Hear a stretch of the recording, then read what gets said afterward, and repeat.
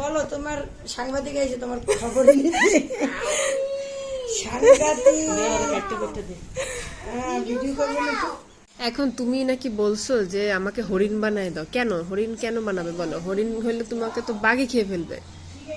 বাঘ তো প্রতিবার আসে না। বাঘ প্রতিবার আসে না মানে বাঘ কখন আসে? এমন করে না। বাঘের যখন খিদা লাগে, আর আমাদের তো স্পিড অনেক বেশি। বাঘ হতে চাও কেন? বাঘ হতে চাও কেন?